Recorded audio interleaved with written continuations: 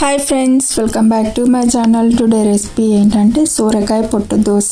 ఈ పొట్టు వేస్ట్ అని పడేస్తూ ఉంటారు కదా, అస్సలు వేస్ట్ కాదు. దీనివల్ల బెనిఫిట్స్ కూడా ఉన్నాయి.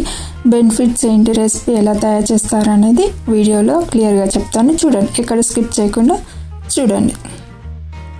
ఇక్కడ ఒక కప్పు సోరకాయ పొట్టు తీసుకుంటున్నాను.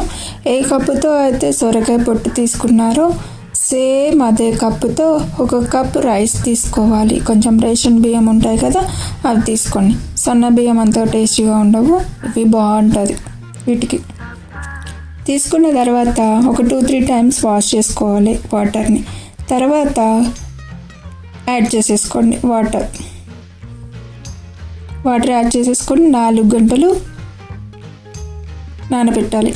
ఇప్పుడు బియ్యం నానబెట్టుకున్నాం కదా, ఇందులో వాటర్ తీసేయాలి. ఫ్రెష్ వాటర్ యాడ్ చేసేసుకోవాలి. మళ్ళీ సోరకాయ పొట్టుని కూడా 2-3 టైమ్స్ వాష్ చేసేసుకోవాలి. సోరకాయ పొట్టుతో చాలా బెనిఫిట్స్ ఉంటాయి. వేస్ట్ అని పడేస్తారు కదా, పడేకంటికి నుంచి. సోరకాయ పొట్టు దోశ బెనిఫిట్స్: డైజెషన్కి బాగా హెల్ప్ చేస్తుంది. ఇందులో ఫైబర్ ఎక్కువ ఉంటుంది, డైజెషన్ స్మూత్గా అవుతుంది. ఇంకొకటి వెయిట్ లాస్. ఇందులో లో క్యాలరీస్, హై ఫైబర్ ఉంటుంది. లాంగ్ టైం ఫుల్గా ఫీల్ అవుతాడు. స్కిన్ అండ్ హెయిర్కి మంచిది. వీళ్ళలో యాంటీ ఆక్సిడెంట్స్ ఉంటాయి. స్కిన్ అనేది గ్లోగా ఇంప్రూవ్ అవ్వడానికి హెల్ప్ చేస్తుంది. హెయిర్ హెల్త్కి హెల్ప్ చేస్తుంది. Bottle gourd naturally cooling vegetable. Body heat అనేది తగ్గుతుంది. ఇంకా హార్ట్ కూడా హెల్తీగా ఉంటుంది. లో ఫ్యాట్, అలాగే high potassium. Blood pressure maintain చేయడానికి హెల్ప్ చేస్తుంది. వీళ్ళు యూజ్ చేస్తే న్యూట్రిషన్స్ వేస్ట్ అవ్వవు, హెల్దీ ప్లస్. ఇప్పుడు ఒక మిక్సీ జార్ తీసుకొని ఇందులో సొరకాయ పొట్టు తీసేసుకోవాలి. ఇప్పుడు ఇందులోకి నానబెట్టుకున్న రైస్ కూడా ఇందులో వేసేయాలి. ఇప్పుడు ఇందులోకి 4 మిర్చి, ఒక అల్లం ఇంచు, ఇందులోకి 5 వెల్లుల్లి తీసేసుకోవాలి. కొద్దిగా కొత్తిమీర. ఇప్పుడు వీటన్నింటిని ఒకసారి బాగా కలిపేసుకొని గ్రైండ్ చేసేసుకోవాలి. ఇందులో 1 టీ స్పూన్ జీలకర్ర కూడా తీసేసుకోవాలి. జీలకర్ర వల్ల కూడా వీటన్నింటి వల్ల మంచి టేస్ట్ వస్తుంది. ఇందులోకి కొద్దిగా వాటర్ యాడ్ చేసేసుకొని ఇప్పుడు మిక్సీ పట్టేసుకోవాలి. మధ్యలో ఈ విధంగా కలుపుతూ గ్రైండ్ చేసేసుకోవాలి. ఈ విధంగా కోర్సుగా మిక్సీ పట్టేసుకున్న తర్వాత ఒక 1 కప్పు వాటర్ యాడ్ చేసేసుకొని ఒకసారి బాగా కలిపేసుకొని ఇప్పుడు మెత్తగా మిక్సీ పట్టేసుకుంటే సరిపోతుంది.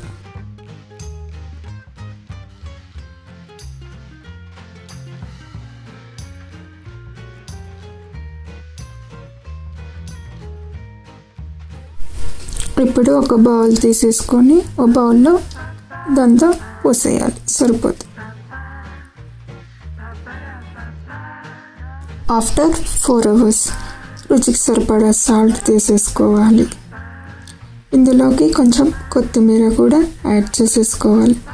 కొత్తిమీర కొంచెం ఎక్కువగా తీసుకొని బాగుంటుంది. ఇప్పుడు వీటన్నింటిని బాగా కలిపేసుకోవాలి. కావాలంటే 1 టేబుల్ స్పూన్ రవ్వ కూడా తీసేసుకోవచ్చు, బాగుంటుంది. కొంచెం క్రిస్పీగా వస్తాయి, టేస్ట్ బాగుంటుంది. స్టవ్ పైన పెనం పెట్టేసుకోవాలి. పెనానికి కొంచెం ఆయిల్ అనేది అప్లై చేసుకోవాలి. పెనం అనేది హీట్ ఎక్కిందా లేదా అని ఈ విధంగా చెక్ చేసేసుకోండి. పెనం అనేది బాగా హీట్ ఎక్కింది. ఒకసారి పిండిని బాగా కలిపేసుకొని వీడియోలో చూపిస్తున్నట్టుగా వేసేసుకోవాలి. నార్మల్ దోశలా చేస్తే ఇది రాదు సరిగా. దోశ కాలడానికి కొంచెం టైం తీసుకుంటుంది.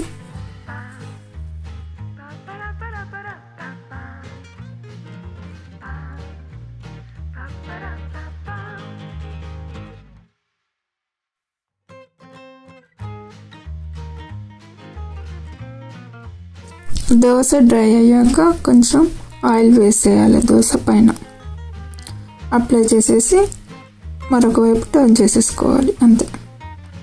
2 వైపులా మంచి కలర్ వచ్చేదాకా కాల్చుకోవాలి. అంతే.